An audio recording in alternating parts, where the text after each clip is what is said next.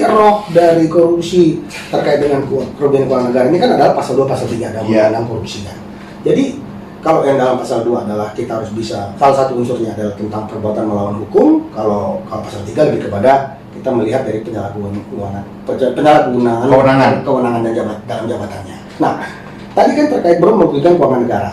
Ada unsur satu lagi kan menguntungkan diri sendiri dan atau orang lain. Iya, saya mau menyambung tadi tentang yang vendor-vendor. Oke. Jadi dianggap penyelenggara instansi pemerintah telah dianggap kemudian menguntungkan orang lain, padahal itu kan sedang menerima uang dalam sebuah transaksi. Iya. Itu banyak terjadi. Itu banyak.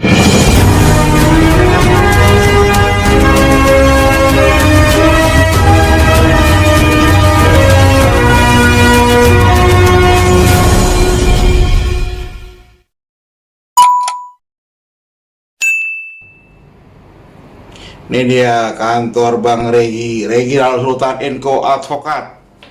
Halo sobat Koko Hukum, ketemu lagi di Koko Hukum.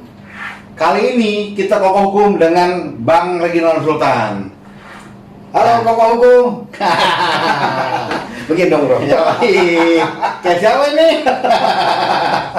Nah, gini kita sama Bang Regi janjian sudah lama. Wih, udah hampir 1 tahun ya? Iya kan? 1 tahun.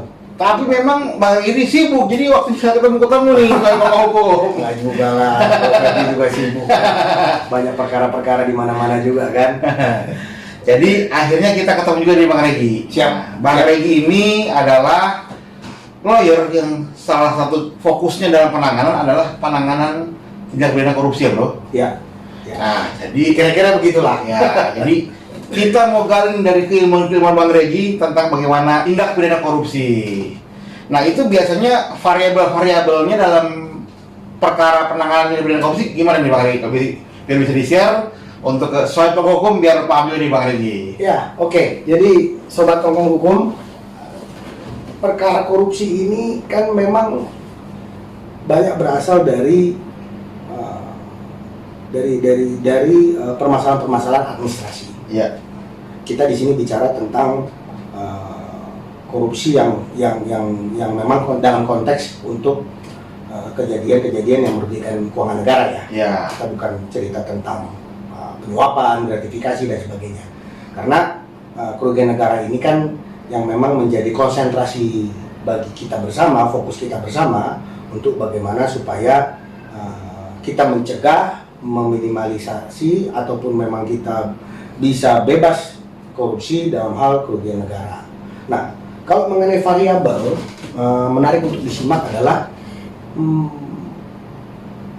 korupsi-korupsi yang dalam konteks menjadi perkara tindak pidana korupsi ini yang berasal dari hal-hal keperdataan. Awalnya begitu Bang Regi ya?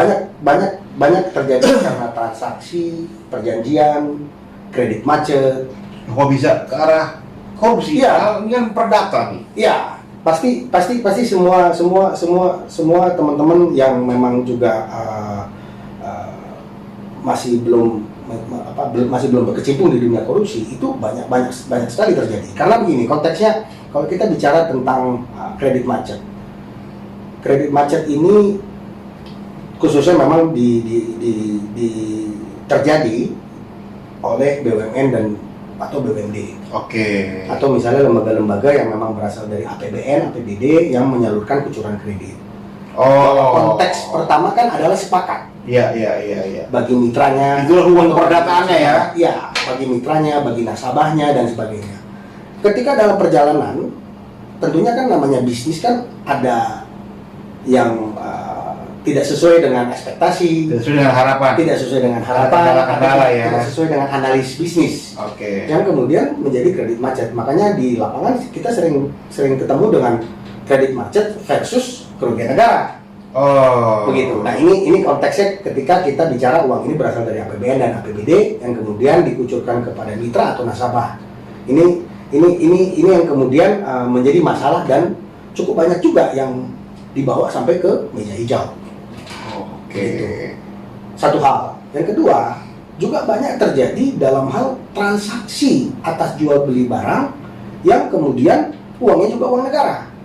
Oh. Ini memang pada akhirnya kita menemukan hal ini menjadi case by case. Tetapi bayangkan ketika kita dari sisi saya lebih banyak fokus dari sisi swasta ya.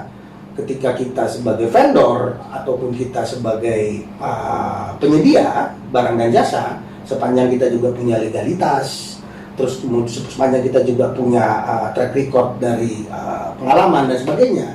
Tetapi ketika kita melakukan transaksi ini kepada lembaga-lembaga instansi pemerintah dan kemudian ini ada permasalahan dalam mulai tahapan sebelum dari transaksi ya, mungkin dari tahapan persetujuannya, pengadaannya, terus kemudian koridor-koridor aturan yang mengatur, ini kemudian swasta menjadi terseret-seret dan banyak juga yang sudah menjadi tersangka. Jadi ini model yang memang harus banyak menjadi perhatian kita bersama. Karena kalau korupsi kita cerita tentang pengadaan, markup, terus lelang dan sebagainya itu masih banyak terjadi. Tetapi yang lebih menarik adalah sebenarnya seperti tadi yang saya sampaikan bahwa transaksi jual beli. Tambah lagi kan kita ketahui bahwa kita sebagai vendor atau swasta, kita kan juga tidak mungkin melakukan audit terhadap calon pembeli kita kan begitu. Ya kan terhadap calon pembeli kita kan tidak mungkin. Tetapi karena kita ikut tersangkut, terseret dan yang menikmati uang negara tersebut, maka kita menjadi kena dalam pasal 55 di dalam pasal 2 pasal 3. Kasusnya ya. Betul. Jadi gini, soal pokok hukum, korupsi itu adalah tentang kerugian uang negara atau memberikan kesempatan kepada orang untuk memperkaya diri. Jadi garisnya jelas bahwa ini adalah keuangan negara. Makanya tadi saya bertanya kepada Bang Regi bahwa kok bisa perdata atau administrasi, hukum administrasi negara gitu ya. Nah, ternyata memang selalu dijelaskan, oh berarti memang variabel-variabelnya dari pengadaan, kerjasama awalnya gitu ya. Iya. Ketika memang ada kerugian negara di sana, disitulah kasus korupsinya, gitu saya hukum. Jadi roh dari korupsi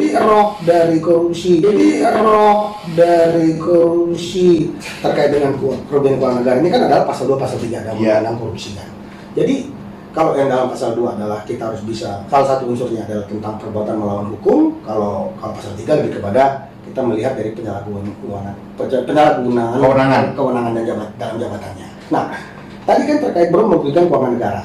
Ada unsur satu lagi kan menguntungkan diri sendiri dan atau orang lain. Iya, saya mau menyambung tadi tentang yang vendor-vendor. Jadi dianggap penyelenggara instansi pemerintah telah dianggap kemudian menguntungkan orang lain, padahal itu kan sedang menerima uang dalam sebuah transaksi. Iya. Itu banyak terjadi. Banyak terjadi. Jadi bahkan juga seperti ada jual beli transaksi lahan batu bara, ataupun juga yang baru terakhir ini saya bantu bersama teman-teman terkait pengadaan masker, yang kemudian sekarang ini sedang bersidang untuk yang 2 vendor. Gitu. Jadi bagaimana kemudian kita memproteksi diri, ya ini menjadi concern bersama. Memproteksi diri terhadap calon mitra atau calon konsumen, bahkan calon konsumen begitu. Apakah ini kemudian dikembangkan nanti kalau kita punya usaha, katakanlah misalnya kita jual makanan, apakah perlu kita tanya juga ini uangnya dari mana? Kan itu lagi-lagi kita kan tidak bisa mengaudit atau menganalisa siapa calon pembeli kita atau siapa yang akan membeli produk kita, kan begitu. Jadi menarik juga ketika memang di restoran, bapak ini uangnya dari mana ya gitu kan? jadi berlebihan seperti itu. Iya. Jadi kalau kita semangatnya adalah mencari-cari kesalahan, ya pasti mungkin ada kesalahan. Tetapi kan kita juga harus membedakan apakah ini kesalahan yang melawan hukum seperti korupsi atau memang kesalahan administrasi saja. Kan begitu. Tapi kan begini bro ya, ada sebuah peraturan. Kita sambil minum ya bro. Oke. Tos dulu nggak nih?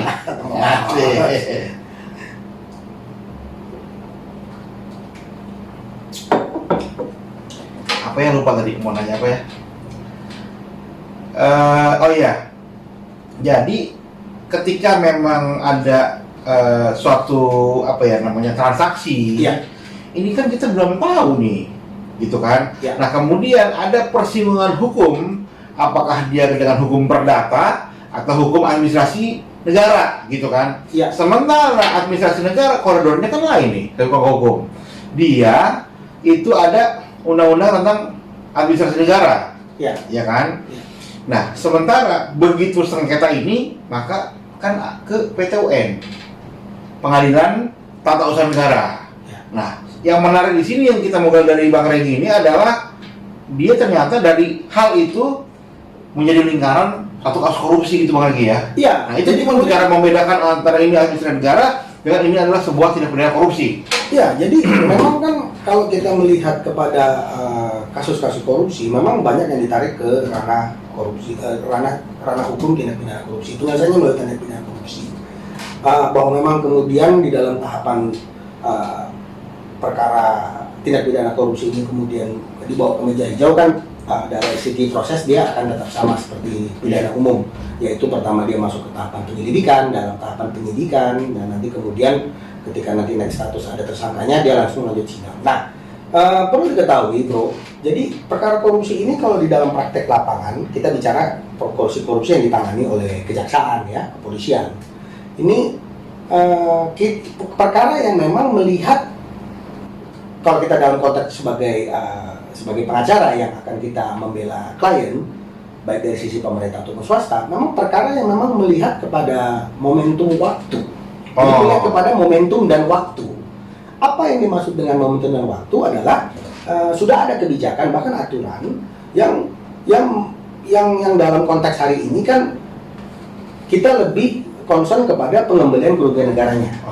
Kalau dulu kan lebih banyak yang dihukum. Jadi lebih banyak yang akan masuk dalam ranah pidana penjara. Nah, dalam era sekarang ini kan dalam konteks bagaimana kita memulihkan korban, dalam hal ini adalah korban ini adalah pemerintah negara, maka kemudian pengembalian kerugian dan keuangan negara ini menjadi tren saat ini dan memang menjadi ukuran dari prestasi aparat penegak hukum.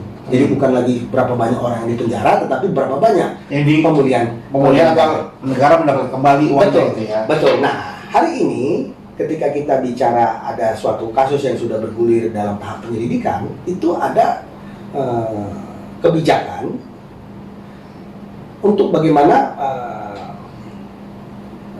pihak-pihak yang memang dirasakan bertanggung jawab untuk mengembalikan sejumlah kerugian negara. Katakanlah kerugiannya 50. Ya. Gitu kan? Ya. Apakah pengembalian, katakanlah dia bisa mengembalikan 40 nih. Apakah 10 lagi dihitung jadi hukuman atau 50 dikembalikan dia jadi bebas atau bagaimana nih? Jadi gini, detailnya begini. Jadi kalau dia masuk dalam tahapan dalam tahapan penyelidikan, ketika kerugian negaranya dikembalikan sepenuhnya, itu banyak terjadi di lapangan, perkara tersebut dapat dihentikan. SP3. Ya, SP3 atau dalam istilah kejaksaan kan juga penghentian penyelidikan. Ya, masuklah dia kemudian ke dalam tahap penyidikan. Itu ketika tadi bro tadi tanya apakah memang ini mengembalikan full atau setengah dan sebagainya. Ada juga tertuang dalam aturan misalnya kejaksaan ya, itu ketika memang sudah ditetapkan tersangka ya, penyidikan kan tersangka, itu kita bisa mendapatkan kebijakan untuk menjadi tahanan kota. Menjadi tahanan kota ketika pengembalian negaranya sudah dikembalikan, ada presentasinya semua. Kan begitu. Nah, itu di tahapan penyidikan. Ada lagi di dalam tahapan persidangan sebelum tuntutan, itu akan berpengaruh sekali. Dan itu masih diberikan kebebasan pilihan bagi terdakwa untuk apakah mau mengembalikan secara sesuai dengan tanggungannya. Nanti pada saat tuntutan itu akan berpengaruh sekali. Artinya tuntutannya akan kemudian lebih rendah. Ketimbang belum mengembalikan itu hukum. Iya, betul. Sampai kepada nanti tahapan putusan. Kalau dalam tahapan putusan, bagaimana konteks untuk mengembalikan kerugian negara, ya nanti melalui junto pasal 18 ya, yaitu melalui sita-sita atas harta-harta yang dimiliki oleh terdakwa. Tetapi kan semangat dari ini seperti restoratif justice sebenarnya, tetapi korbannya di sini adalah negara ya, CQ negara ya. Jadi RG. Ya, cuma memang belum ada yang merumuskan menjadi sebuah aturan atau ketetapan tertulis. Tetapi tahapan-tahapan ini memang semangatnya adalah pemulihan terhadap korban. Dalam hal ini negara, pengembalian kerugian negara. Nah, itulah yang kemudian ketika tadi bro tadi sampaikan banyak memang kemudian ini menjadi permasalahan tindak pidana korupsi, dan padahal ini awalnya dari perdata, karena memang ini pasti syarat mutlaknya adalah ini uang negara. Itu dia. Meskipun lagi-lagi kalau kita bicara tentang kerugian negara ini kan sesuai dengan putusan MK, dia harus nyata dan pasti. Betul. Nah, ini menjadi perdebatan juga. Kalau kita bicara tentang subjek hukumnya adalah BUMN atau anak BUMN, itu kan mereka juga tunduk kepada undang-undang BUMN dan undang-undang PT, kan begitu. Bahkan juga kan apakah ini anak perusahaan ini kemudian bukan berasal dari APBN, tapi ada perbedaan-perbedaan dari para ahli. Oh, itu tetap uang APBN, itu tetap uang negara. Oh, ada bilang oh bukan uang negara. Jadi kerugian negara yang nyata dan pasti inilah yang kemudian banyak masih dengan hari ini masih pro kontra, masih debatable. Begitu. Jadi singkatnya sih kalau kita bicara tentang perkara yang lahir memang dari perdata, hubungan kesepakatan, yang memang syarat mutlaknya adalah ini memang berasal dari uang negara. Oke, jadi ini tadi seperti itu ya, antara perbedaan antara ini dari keperdataan atau dari hukum administrasi negara, Iya, gitu ya. benar. Ada lagi yang saya tanyakan nih Bro Regi. Ini terkait dengan paradigma umum Ya. tentang terhadap lawyer dan penanganan perkara korupsi. Iya kan? Ya, saya pikir bro akan mau mengarah kemana, mungkin saya akan tangkap ini. Jadi saya pun sebagai lawyer ditanyain juga kan. Ya. Ini itu lawyer gimana sih? Pada saat ada orang jelas bersalah, katakanlah sebuah kasus korupsi, kok ada lawyer yang bilang itu gimana? Bang Regi terhadap pendapat seperti itu? Ya, memang kan dalam paradigma publik melihat kita lawyer-lawyer yang memang membela ya katakanlah membela koruptor lah ya.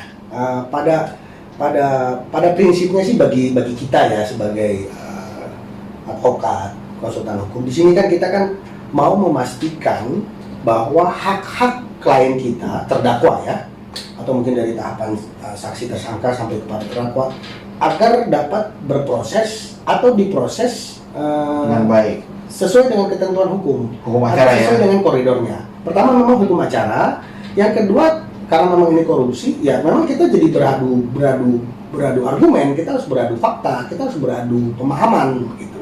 Karena bagaimana ranah perdata, tentunya ini ketika kita cerita ranah perdata adalah uang prestasi, Iya. ya kan, atau perbuatan melawan hukum, atau kemudian kita bicara ini kepada ranah korupsi, karena ini saling jadi saling terkait begitu. Jadi bayangkan yang memang juga banyak sekali terjadi di daerah-daerah, karena memang ini juga pemahaman dari teman-teman dari aparat penegak hukum juga memang masih belum merata. Artinya ketika kita memang ada melihat atau mempelajari case, ya banyak kemudian memang kita melihat bahwa memang ini ada yang dipaksakan, ada yang memang ya, karena misalnya kita cerita tentang tadi pengadaan transaksinya real, legalitas dari usaha PT ini ada. Terus barang-barang yang sudah kita jual atau sudah dibeli oleh pihak pemerintah itu real juga gitu, ini bukan fiktif. Terus kemudian dalam perjalanan dari pihak aparat penegak hukum menyatakan bahwa kerugian negaranya segini, total loss. Sedangkan ini barangnya sudah memang kita kasih, sudah kita delivery gitu sesuai dengan hak dan kewajiban sebagaimana diatur dalam perjanjian. Tapi akhirnya kita dihadapkan pada persidangan yang memang menuntut kita untuk mengembalikan itu, mengembalikan keuangan negara. Bayangkan kalau dari sisi swasta, berarti kan dua kali kerugian nih. Nah, itu banyak sekali dan masih terjadi di praktek-praktek hukum pada saat ini. Begitu. Jadi kalau kita melihat bagaimana kemudian kita ya dan lagi-lagi memang untuk kasus korupsi, ketika mulai dari tahapan saksi sekalipun itu memang sudah mesti deh, mesti deh didampingi hukum, didampingi oleh kuasa hukum. Sudah mesti deh, karena ini kita beradu pemahaman. Jadi itu soal hukum. Apabila ada perkara korupsi, pesan Bang Regi ini dari tingkatan penyidikan sebagai saksi, itu sudah idealnya didampingi oleh lawyer atau advokat ya Bang Regi ya. Iya. Karena memang si kuasa hukum ini hanya ingin memastikan koridor hukum ini atau proses hukum acara berjalan dengan baik. Bukan Benar. berarti membela kesalahan-kesalahan si orang itu ya. Bukan. Lebih kepada hak-hak hukum daripada si yang didampingi oleh Bang Regi lah Betul. sebagai advokatnya atau Betul. kuasa hukumnya gitu Bang Regi. Betul, dan saya tambahkan sendiri karena memang dalam case korupsi ini kita jadi membela perbuatan klien dalam hal apa yang sudah dilakukan menjadi perbuatan-perbuatan hukum, rangkaian perbuatan hukumnya. Itu yang kita bela gitu. Karena ini kan jadi beradu sudut pandang ya dalam argumen ya. Dari sisi korupsi bagaimana, dari sisi korporat bagaimana, dari sisi perdataan umum bagaimana, dari sisi juga BUMN juga bagaimana. Ini multidimensi. Kalau kita melihat ini menjadi multidimensi. Kalau dia tetap maju dengan pemahaman atau yang dia yakini sendiri tanpa dia didampingi oleh konsultan hukum yang mungkin sudah sering praktek advokat, dia bisa memberikan pemahaman dari sudut-sudut pandang lain. Ada multidimensi hukum yang lain gitu ya? Iya, betul. Karena korupsi ini kan adalah case yang kompleks ya. Tentunya ini kompleks. Jadi memang advokat yang berkecimpung dalam penanganan suatu perkara korupsi, maka dia juga sudah memahami hukum-hukum yang lain gitu Bang Regi ya? Iya. Saya tanya sama Bro, ini kita jadi tanya balik nih kan. kita sederhana aja lah. Kita sederhana aja. Tadi kan saya ada singgung soal tentang pemberian kredit oleh bank dari BUMN. Sekarang kalau kemudian kita dari sisi bank, kita kasih Bro Ferdi kartu kredit, mungkin dari silver, gold, platinum. Terus kemudian Bro tidak bisa bayar, apa itu korupsi? Ini kan perdata. Kalau secara sederhana itu korupsi Pak. Iya. Itu korupsi bahkan itu uang negara. Kalau itu uang negara. Iya. Tapi kalau bukan uang negara, perdata gitu kan? Iya. Tapi kalau kita lihat sekilas, ini BUMN, checklist, oh ya ini ada kesepakatan, oke, ini terima, oke, ini rugi, dia tidak ada mengembalikan, jangankan bunga, hutang pokok dan bunga, pokoknya juga enggak, korupsi. Oke. Nah ini sederhananya begitu. Iya. Namun kalau kita bicara dalam hal yang lebih besar lagi, lebih kompleks lagi, lebih banyak oleh sudut pandang hukum yang lain. ya, betul. Apalagi kalau maksudnya di kasus besar sudah ketarik sono kemari dalam hal hukumnya gitu kan? Iya. Sehingga menjadi beberapa perspektif atau koridor hukum yang akan ditelaah dalam penanganan korupsi ini ya. Benar. Makanya kalau hakim pun yang saya tahu memang dia sebelum hakim itu mengadili atau memeriksa perkara korupsi, biasanya itu pendidikan dulu. Iya, Gitu ada kan ya? sertifikasinya, betul. Ada sertifikasi, tinggal dia mendapat sertifikasi, maka dia boleh memeriksa atau mengadili perkara korupsi. Benar sekali. Mantap. Oke, Bang Regi, terima kasih kokoh hukumnya. Semoga ini menjadi update atau pengetahuan hukum di para sohib kokoh hukum. Sehingga kalau sohib kokoh hukum dalam hal ingin mengetahui lebih lanjut tentang perkara korupsi, maka bisa berkomentar di bawah. Nanti kita sampaikan ke Bang Regi. Mantap. Oke, Untuk kokoh hukum. Terima kasih banyak Bang Regi. Siap. Oke, brother. Thank you. Salam kokoh hukum. Salam kokoh hukum.